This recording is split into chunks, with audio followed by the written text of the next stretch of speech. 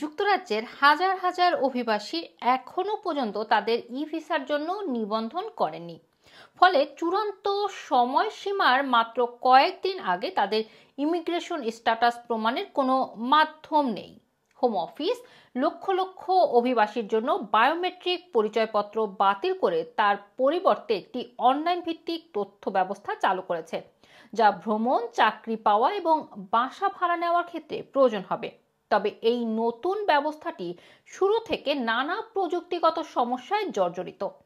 উচ্চ আদালতে ইতোমধ্যে একটি চ্যালেঞ্জ চলমান রয়েছে, যেখানে দাবি করা হয়েছে অনলাইন সিস্টেম ব্যর্থ হলে যেন একটি দালিলিক বিকল্প পরিচয়পত্র প্রমাণ করা হয়।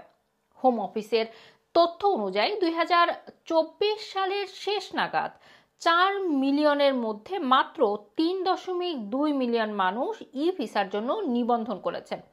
2025 সালের জানুয়ারিতে আরও 1 লাখ ই ভিসা অ্যাকাউন্ট তৈরি হয়েছে বলে হোম অফিসের তথ্যে জানানো হয়েছে। হোম অফিস জানায়, চলতি বছরের শুরুতে প্রায় 1 লাখ ভিসার মেয়াদ শেষ হয়ে যায়, মূলত শিক্ষার্থীদের। তবে তাদের সবাই যুক্তরাজ্য ত্যাগ করেছেন কিনা বা বিকল্প ভিসার জন্য আবেদন করেছেন কিনা তা জানা নেই।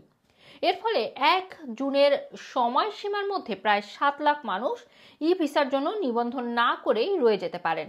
এছাড়াও অনেকেই ই ভিসা অ্যাকাউন্ট খুললেও তা কাজ করছে না। এর প্রকৃত পরিমাণ এখনো অজানা।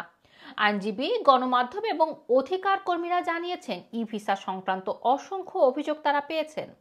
বিদেশি বিমানবন্দরে ই ভিসা দেখাতে না পারায় অনেকেই যুক্তরাজ্যে ফেরার ফ্লাইটে উঠতে পারেননি।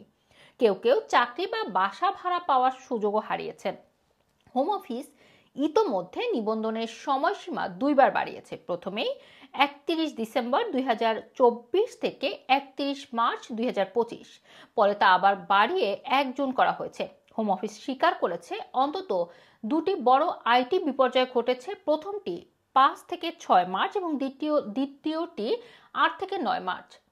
মার্চের ঘটনায় একটি সিস্টেম আপডেটের কারণে কিছু ব্যবহারকারীর অ্যাকাউন্টে ভুল তথ্য দেখা যায়, যেমন ভুল রেফারেন্স নাম্বার বা পরিচয়পত্র ভুল।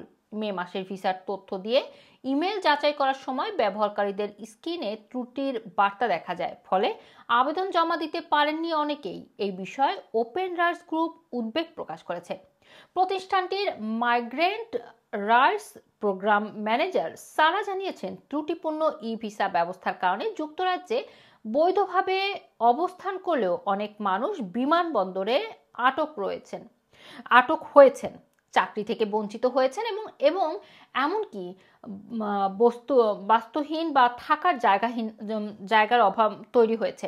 আইনজীবী উনাখা জানিয়েছেন, তারা দেখতে পাচ্ছেন অনেক ক্লায়েন্ট তাদের ই ভিসা অ্যাকাউন্টে ভুল তথ্য থাকার কারণে গুরুত্বপূর্ণ পরিষেবা থেকে বঞ্চিত হচ্ছেন, যেমন বাসস্থান, সরকারি সুবিধা।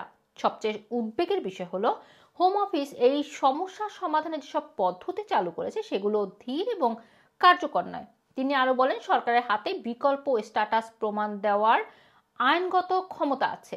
এখনই সময় সেই পথ গ্রহণের, না হলে আরো মানুষ ক্ষতিগ্রস্ত হবে। রুমানা রাখি, রানা টিভি, লন্ডন।